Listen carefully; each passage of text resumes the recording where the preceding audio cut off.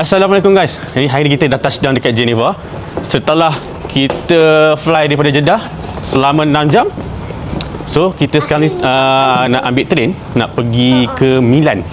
So stay tune guys. Let's jump. So train kita akan transit di Bri dan baru akan pergi ke Milan. So ini adalah bala tentera saya. Okay guys, enjoy.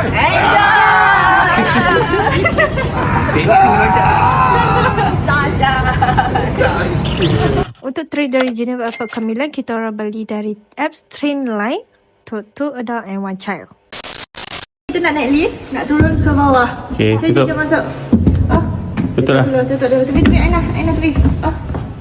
So pintu dia besar ni je.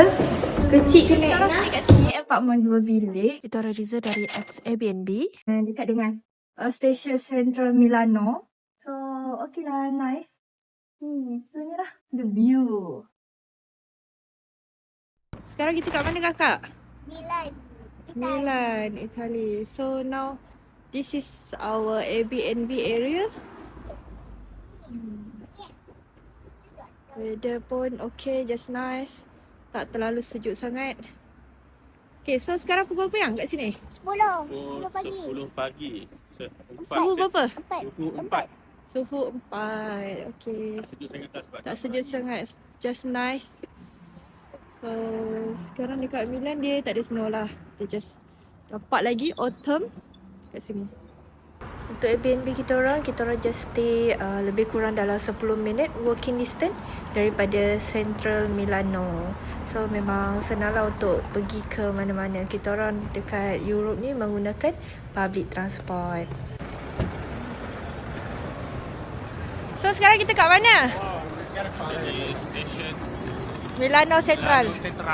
Now kita nak heading to city center. Kita akan ambil one day saver pass. So let's go. Untuk one day saver pass, kami just pakai kad debit je, tap in tap out setiap kali kita orang naik public transport.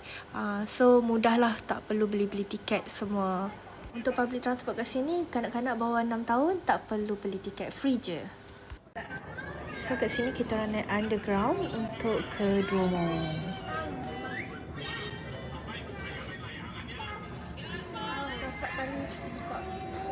Hai. Sekarang kita berada dekat Piazza del Duomo.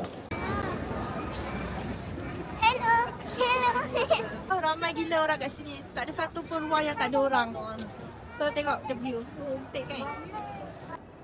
Dan kita orang pergi Galleria Vittorio Emanuele. Kat sini adalah shopping center yang tertua kat Itali dan ada banyak sangat butik high-end branded seperti Gucci, Prada, LV dan macam-macam lagi. Kalau korang kaki shopping, korang wajib datang sini. Kat sini memang ramai sangat orang, kena berhati-hati dengan pickpocket.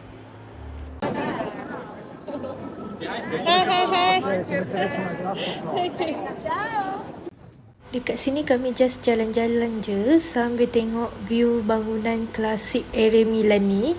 Yang bestnya kawasan ni tak sesak macam area Duomo tu. Kat sini bolehlah jalan slow-slow sambil enjoy the vibe. And then kami ambil tram untuk ke Sempione Park.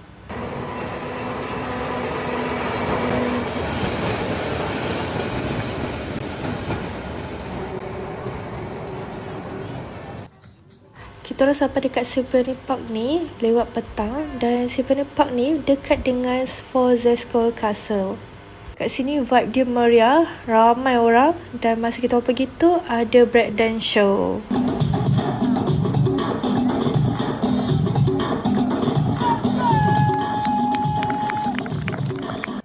Sekarang kami cari pot untuk rehat sambil makan-makan dan menikmati view Castle Sforzesco. Suasana kat sini memang best tu. View dia pun cantik. And then ada hijau, ada kuning. Yang paling penting anak-anak boleh main bebas. So dapatlah kita orang relax kejap.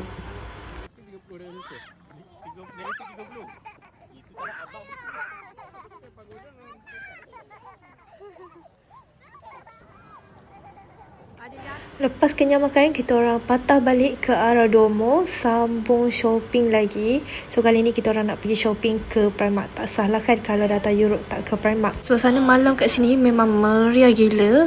dengan dia punya pokok Christmas dia yang besar, and then dengan bangunan dia berlampu semua, memang cantik. Walaupun ramai orang kat sini, tapi vibe dia tetap seronok.